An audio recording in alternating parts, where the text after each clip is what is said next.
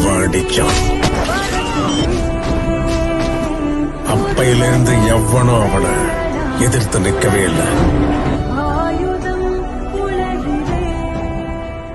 எனக்கு ஒரு வாக்கு கூட நீ எப்படி வாழ போறியோன்னு எனக்கு தெரியாது.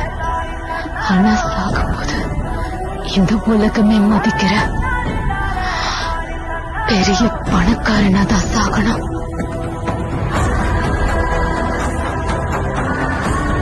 சத்தியமா பெரிய பணக்காரனை காட்டுறோமா?